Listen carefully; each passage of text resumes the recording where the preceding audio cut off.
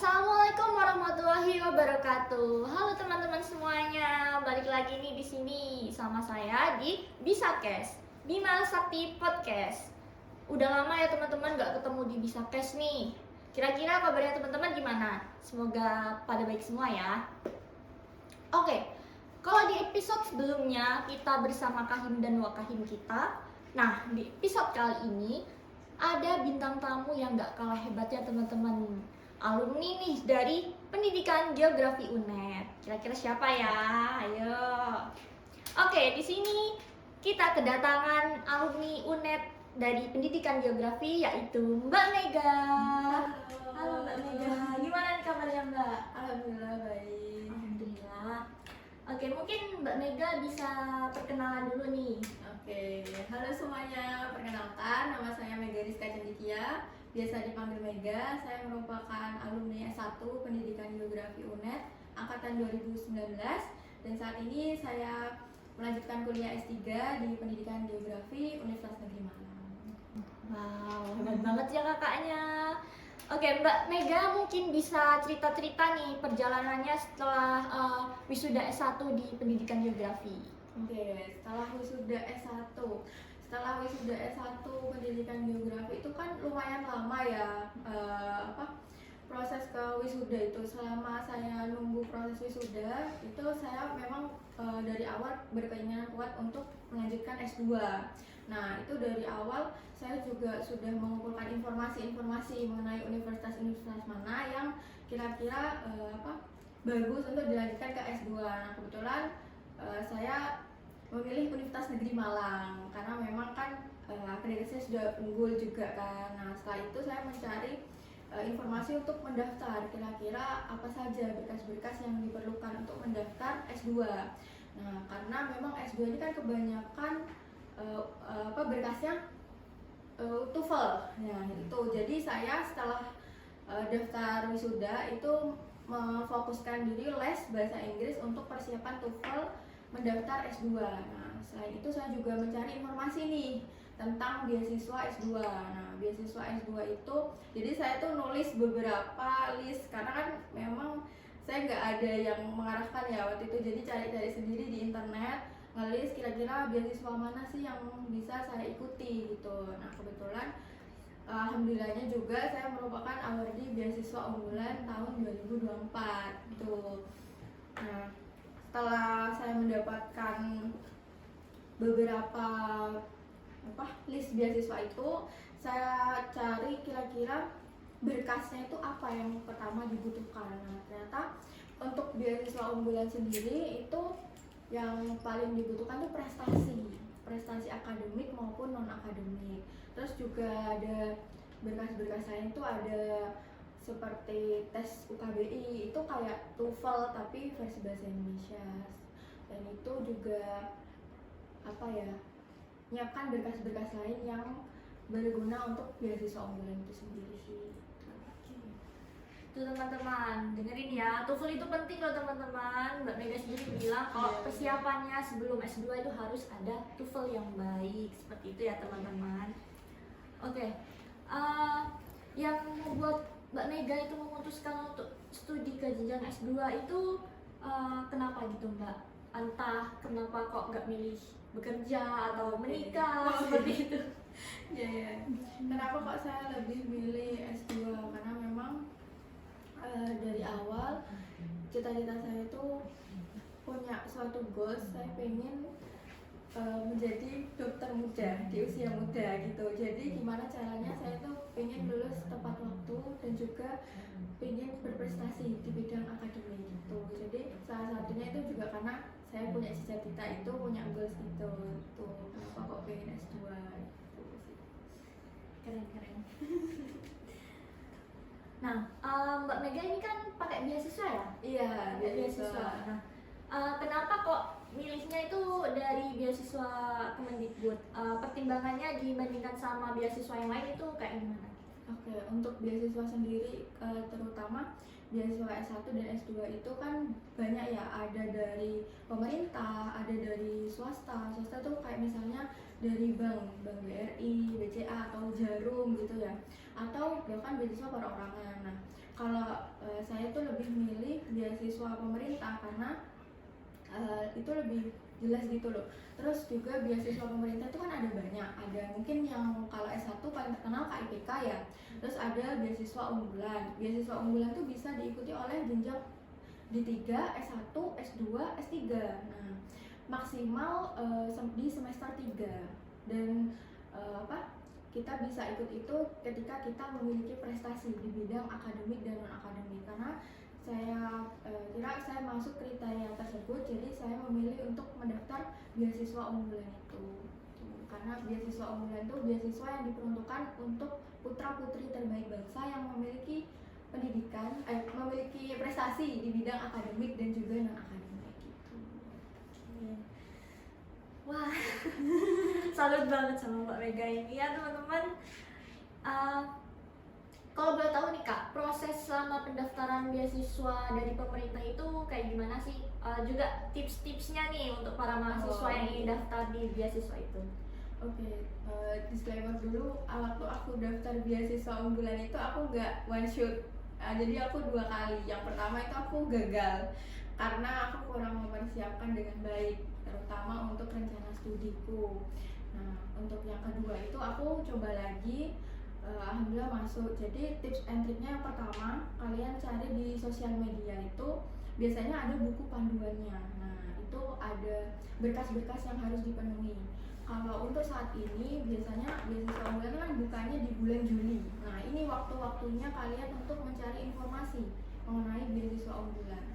Tips yang pertama itu pahami bukletnya, pahami panduannya, buku panduannya. Nah, apa saja sih berkas-berkas yang harus dipenuhi itu kalian harus siapkan sedini mungkin. Nah, terus yang kedua itu sertifikat UKBI. Nah, sertifikat UKBI ini seperti tes TOEFL tapi bahasa Indonesia. Nah, itu riskan banget. Karena apa? Karena untuk tes UKBI ini kan ada jadwalnya ya. Nah, itu kita harus juga memperhatikan jadwal itu. Jangan sampai jadwal kita tes UKBI itu melewati jadwal pendaftaran beasiswanya. Selain itu juga skornya itu juga diperhatikan karena untuk jenjang S1 dan S2 itu berbeda untuk skor nilai UKBI-nya. Nah, mungkin teman-teman yang mau daftar beasiswa unggulan yang di maksimal semester 3 ya. Maksimal semester 3 kalau semua jenjang. Kalau S2 itu harus memiliki LOA. Jadi sudah terdaftar di universitas tersebut. Kalau misalkan LPDP kalian bisa 2 opsi. Bisa yang non LOA dan LOA, jadi sudah terdaftar atau mau daftar dengan beasiswa LPDP itu. Nah, kalau beasiswa unggulan harus sudah memiliki LOA atau sudah tercatat sebagai mahasiswa di suatu universitas gitu. Jadi itu yang pertama, harus membaca buku panduannya terlebih dahulu, lalu dipahami berkas-berkasnya yang dibutuhkan, tes UKBI sedini mungkin, lalu persiapan esai. Nah, esai ini apa aja Mbak isinya? Esai itu mulai dari perkenalan diri kita. Nah, perkenalan diri itu kita itu memiliki prestasi apa aja. Nah, nggak hanya prestasi, kita bisa juga melampirkan di sana menceritakan organisasi nih, kayak misalnya kita pernah ikut HMP nih atau OSIS di SMA. Nah, itu bisa kita ceritakan. Kita itu ngapain aja selama organisasi. Entah kita itu pernah menjadi ketua, pernah melaksanakan program kerja A, B, C. Nah, di situ kita bisa mendapatkan manfaat-manfaat. Nah, itu kalian ceritakan di esai kalian. Nah, itu merupakan value diri kalian gitu. Selain prestasi-prestasi, dan prestasi yang beasiswa unggulan minta itu juga bukan prestasi yang kamu harus juara 1, 2, 3 gitu. Enggak, juaranya tuh bisa non akademik dan akademik. Jadi kalau misalkan punya hobi nih, hobi misalnya apa ya, catur, berenang, itu boleh, tapi lebih baik disarankan yang linear dengan program studi. Ini kalau S1 bisa ikut lomba KTI gitu-gitu sih saranku. Catat ya teman-teman semuanya, buat kalian yang lagi ngincer nih beasiswa, dicatat. Oke. Ngomongin soal pengalaman dan prestasi nih Mbak. Semasa kuliah dulu tuh prestasi apa aja yang didapatkan oleh Mbak Mega sehingga ini tuh berpengaruh besar terhadap lolosnya beasiswa ini? Untuk prestasi, nah ini juga jadi pengalaman ya buat teman-teman. waktu S1 itu aku terlalu fokus di bidang akademik. Nah itu bisa jadi tips juga buat teman-teman yang sekarang lagi kuliah S1, itu banyakin lomba-lomba. Nah kebetulan waktu S1 itu aku jarang banget ikut lomba ya, baik lomba di internal ataupun eksternal. Tapi memang aku fokus di organisasi itu. Organisasi itu juga berpengaruh besar sih sama penilaian beasiswa juga, karena kita kan di dalam organisasi juga diajarkan bagaimana cara menghadapi masalah dan sebagainya gitu kan.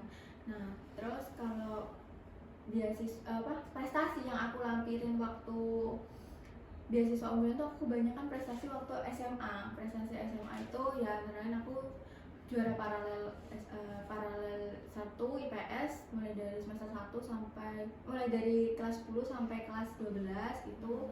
Terus jadi duta putri lingkungan hidup sekolah, terus lomba KTI nasional. Kalau misalkan yang mahasiswa itu aku jadi termasuk wisudawan terbaik fakultas itu sih. Wow, keren banget, oh my god. Nah tuh teman-teman, dengerin ya, kalau organisasi itu penting banget buat kalian yang masih kupu-kupu nih, kuliah pulang, ayo digiatin ya organisasinya, biar kalian kalau mau daftar beasiswa atau apapun itu, kalian dipermudah gitu teman-teman. Oke. Mbak Mega selama menjalani S2 dengan beasiswa nih, fasilitas atau dukungan apa nih yang dirasakan sama Mbak Mega, kayak manfaatnya dari fasilitas dari beasiswa tersebut? Oke, kebetulan untuk beasiswa unggulan sendiri kan mendapatkan bebas UKT ya, jadi UKT kita ditanggung oleh beasiswa unggulan. Terus yang kedua ada biaya buku nih, biaya buku ini sangat bermanfaat sekali untuk kita membeli buku-buku referensi yang menunjang terutama untuk tesis kita atau penelitian kita di S2. Lalu untuk uang pendidikan itu bisa digunakan untuk penelitian sih, itu paling bermanfaat banget buat penelitian, karena kan kita bolak-balik ya untuk ke tempat lokasi penelitian. Terus kebetulan kan saya juga mengembangkan video, itu kan menggunakan aplikasi, dan itu sangat bermanfaat untuk menunjang penelitian saya uangnya itu. Terus juga bermanfaat juga untuk kita ikut ya lomba-lomba dan juga submit jurnal. Nah itu bisa menjadi salah satu hal benefit dari beasiswa unggulan, karena memang ketika S2 kita itu dituntut untuk mengeluarkan publikasi baik jurnal bersinta ataupun jurnal Scopus gitu. Berarti apa yang diperoleh dari beasiswa itu juga dipergunakan untuk melakukan aktivitas yang berhubungan dengan itu ya, Mbak? Iya, benar. Oke, bicara prestasi udah nih. Sekarang mau tanya-tanya nih tentang Mbak Mega punya usaha sendiri ya? Oh iya, kebetulan punya usaha itu ada 2 sih. Usaha ya kecil-kecilan, itu ada bisnis kuliner. Terus yang kedua ya saya membantu orang tua untuk mengelola kos-kosan. Nah, konten-konten promosi usaha kosnya Mbak Mega ini sering-sering banget gitu Oh ya? iya, Terus, gitu ya.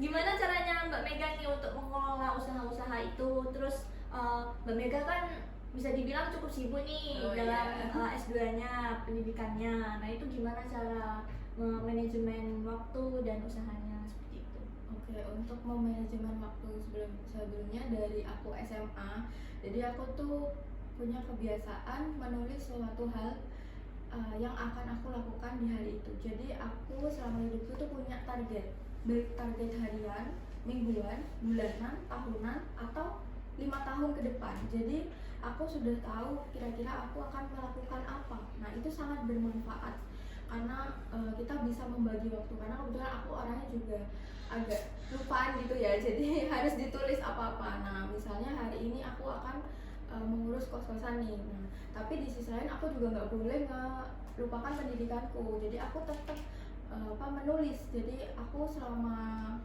belum masuk kuliah S3 nih, aku masih aktif untuk menulis jurnal atau artikel gitu. Jadi tapi di sisi lain aku juga harus mengelola kos-kosan itu, jadi harus balance harus tetap pendidikan yang diutamakan. Itu sih mungkin tipsnya bisa berguna ya. Jangan lupa menulis kegiatan hari ini tuh ngapain aja, terus kita harus punya target kedepannya itu seperti apa gitu. Jadi hidup kita itu penuh dengan target, tapi kalau misalkan kita capek gitu nggak apa-apa, berhenti sebentar tapi nanti dilanjutin lagi. Mungkin itu sih. Sangat berguna sekali ini tipsnya dari Mbak Mega teman-teman. Penting banget untuk manajemen waktu ya. Oke. Setelah S2 selesai nih Mbak nantinya, apakah Mbak Mega berencana melanjutkan S3 atau bagaimana? Dan itu atas kemauan diri sendiri atau ada dorongan dari mana? Seperti itu. Oke, alhamdulillahnya aku sekarang udah lulus S2 kemarin di bulan April, dan akan wisuda di bulan ini di Juli besok, dan aku udah daftar dan jadi mahasiswa S3 Pendidikan Geografi Universitas Negeri Malang. Nah, jadi sebelum aku memutuskan untuk melanjutkan S3 itu juga ada pasti dorongan dari orang tuaku, karena orang tuaku sangat mendukung untuk menyelesaikan pendidikan di umurku yang ya masih 24 tahun ini. Jadi peran serta orang tua itu sangat besar bagi hidup aku untuk support pendidikanku. Selain itu juga dari diri sendiri, aku juga bukan karena paksaan orang tua, karena memang aku sendiri pengen kuliah lanjut S3, dan juga teman-temanku juga mendukung aku untuk kuliah S3. Itu sih. Terus keren banget Mbak Mega dari usia yang segini masih terhitung sangat muda gitu sampai bisa S3 sekarang, keren banget. Alhamdulillah. Ada target atau impian terbesar Mbak Mega nggak buat selesai dari S3 ini? Apakah ingin jadi dosen atau berprofesi di bidang lain yang mencakup geografi misalnya? Oke, untuk cita-cita ya, yang pertama ya dalam waktu dekat ini menyelesaikan studi S3 tepat waktu, ya insya Allah 2,5 tahun sampai maksimal lah 3 tahun. Terus setelah itu fokus untuk jenjang karir berikutnya, entah jadi guru atau dosen, yang penting saya sudah berusaha melakukan yang terbaik untuk cita-cita nanti bisa. Tapi dari dalam hati saya memang ingin mendedikasikan diri menjadi dosen gitu, terutama di bidang geografi. Kalau misalkan Mbak Mega dikasih waktu nih untuk mengulang masa kuliah nih, kayak dulu-dulu, apa sih yang pengen dilakuin sama Mbak Mega lebih awal buat mempersiapkan studi lebih lanjutnya agar Mbak Mega tuh juga semangat dalam menggapainya gitu. Oke, kalau misalkan kita bisa flashback nih di S1, mungkin aku akan sering ikut lomba sih, karena memang waktu S1 aku merasa kurang dalam mengikuti lomba-lomba itu. Terus dari awal maba itu aku harusnya udah ikut organisasi, karena aku ikut organisasinya itu di semester 3. Itu banyakin lomba-lomba, ikut organisasi, mungkin ikut volunteer. Itu bisa menambah pengalaman kita di usia-usia dewasa, terutama waktu kita kuliah. Itu mungkin yang pertama, bisa ikut lomba sesuai dengan passion atau sesuai dengan linear dengan program studi yang kita ambil, karena itu sangat bermanfaat sekali sertifikatnya untuk kita apply beasiswa di S2 ataupun S3. Lalu yang kedua, ikut organisasi mulai sedini mungkin, entah itu ikut HMP atau BEM, itu sangat bermanfaat. Nah, yang ketiga mungkin bisa ikut volunteer itu sih. Nah iya nih Mbak, kadang yang dipentingkan sama mahasiswa itu cuma ikut lomba sama organisasinya aja. Ternyata ada volunteer yang juga berpengaruh di situ. Karena volunteer ini sering diremehkan, ngapain kan ikut volunteer kayak gitu, buang waktu dan lain-lain. Ternyata volunteer itu justru salah satu pengaruh besarnya untuk dapat beasiswa itu ya. Karena dari pengalamannya itu kita melakukan aktivitas yang sesuai dengan kegiatan volunteernya itu. Ada nggak nih pesan atau motivasi yang pengen Mbak Mega sampaikan buat teman-teman sekalian yang masih bingung nih setelah wisuda itu mau kerja atau lanjut S2 atau cari beasiswa seperti itu? Atau ada motivasi lain yang memberikan semangat kepada para mahasiswa nih untuk mengejar karirnya? Oke, mungkin buat teman-teman yang mau lanjut S2 atau lanjut pendidikan S3 itu siapkan diriku sedini mungkin, tetap semangat, berusaha, tetap ikhtiar, berdoa itu jangan lupa. Terus apalagi ya, kita harus menjadi pribadi yang tidak pantang menyerah, karena aku tahu dari kuliah S1 itu pasti nggak mudah, pasti banyak halangan, entah itu di bidang dari diri kita sendiri, dari luar itu pasti banyak tekanan. Tapi percayalah, apapun masalahnya di dunia perkuliahanmu, kamu harus tetap pulang dengan gelar yang kamu capai. Itu sih, harus semangat untuk kesuksesanmu dan juga bisa membanggakan kedua orang tua. Dengerin ya teman-teman, apapun masalahnya kalian harus tetap semangat, harus tetap berusaha, jangan putus asa. Oke, gak terasa nih Mbak Mega, ternyata sesi di episode kali ini udah selesai nih. Oke, buat teman-teman, terima kasih juga yang udah nyempetin waktu buat nonton episode kali ini. Semoga apa yang disampaikan sama Mbak Mega tadi memberikan manfaat kepada teman-teman ya. Oke, bye-bye. Sampai ketemu di episode selanjutnya. Assalamualaikum warahmatullahi wabarakatuh.